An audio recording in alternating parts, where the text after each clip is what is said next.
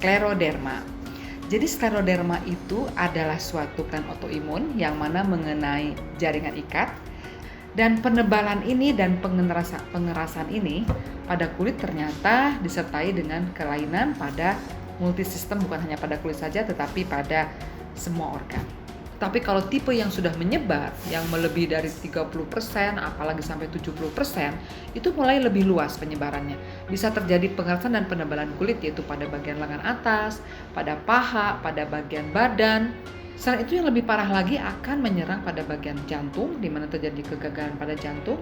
Nah, ini penting diungkapkan oleh karena faktor resiko penyakit ini tentu menimbulkan resiko kematian yang sangat tinggi.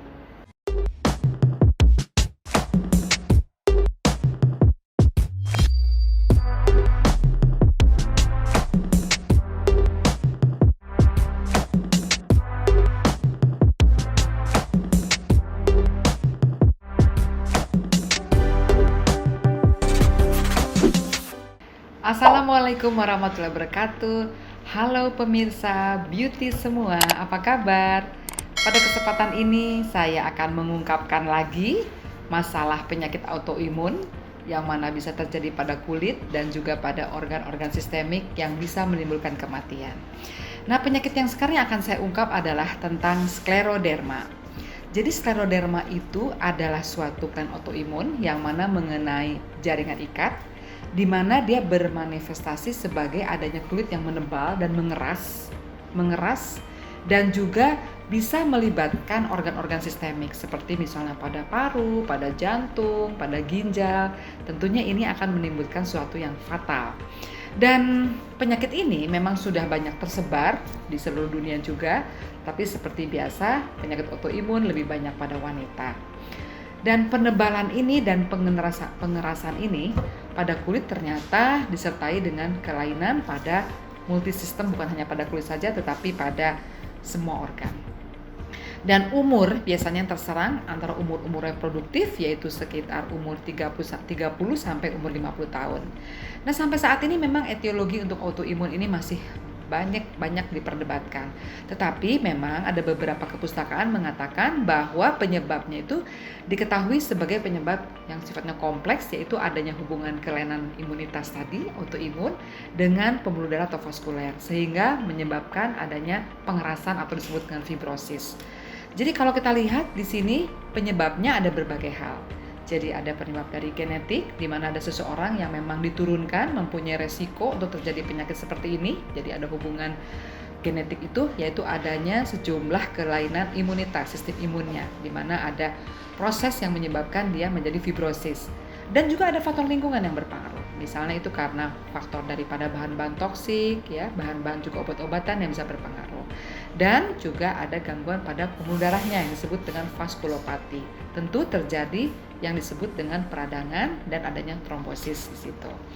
Jadi kalau kita lihat bahwa skleroderma sendiri itu biasanya ada dua pembagian. Jadi membaginya ada yang sifatnya terlokalisasi, jadi hanya sekitar kulit setempat saja, tetapi ada juga yang bisa melibatkan kelainan kulitnya sampai 70% daripada seluruh tubuhnya. Disertai biasanya kalau seperti itu ada gangguan berupa kelainan pada organ multisistem.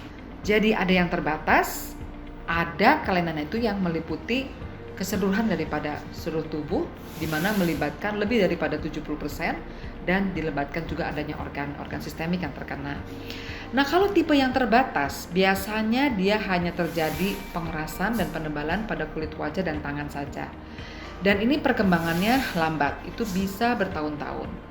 Tapi kalau tipe yang sudah menyebar, yang melebihi dari 30%, apalagi sampai 70%, itu mulai lebih luas penyebarannya. Bisa terjadi pengerasan dan penebalan kulit, yaitu pada bagian lengan atas, pada paha, pada bagian badan, dan juga biasanya disertai dengan adanya kerusakan organ yang lebih dini tentunya dan lebih parah.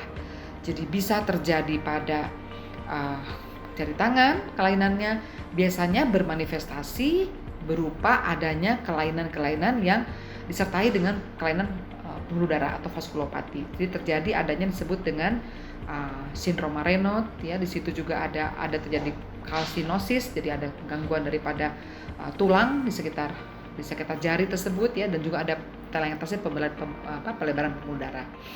Dan tentunya kalau gambaran yang lebih khas lagi atau lebih lanjut lagi, biasanya disertai dengan adanya gangguan yang pada otot, di mana orang itu merasakan adanya nyeri pada otot, ada mialgia juga pada sendi, dan tentunya ini akan mengganggu pada aktivitas seseorang.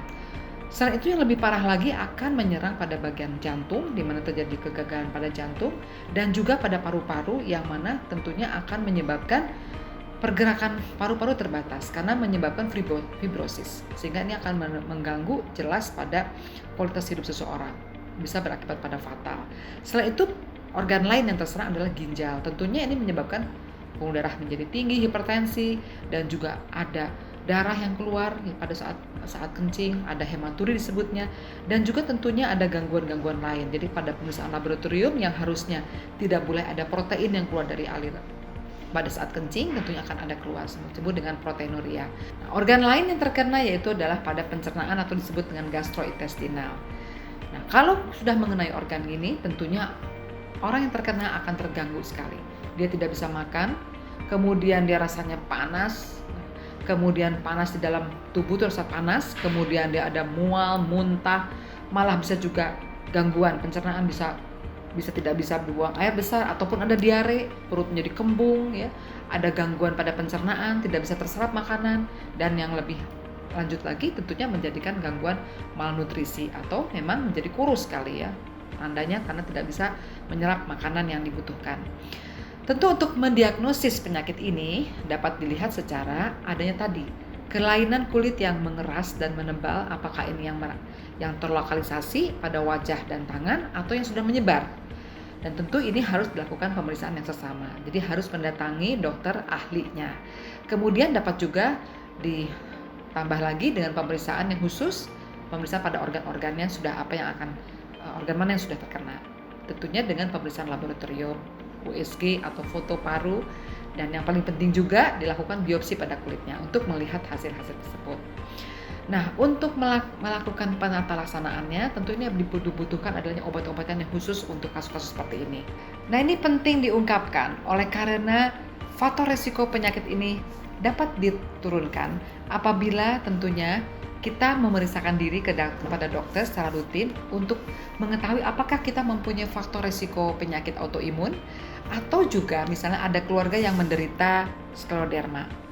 Karena kalau sudah mengenai penyakit ini, tentu apabila mengenai organ-organ yang fatal seperti paru, jantung, dan ginjal, tentu menimbulkan resiko kematian yang sangat tinggi. Jadi sekali lagi, jangan lupa pemirsa, ditonton sampai habis, subscribe, share, dan komen. Wassalamualaikum warahmatullahi wabarakatuh.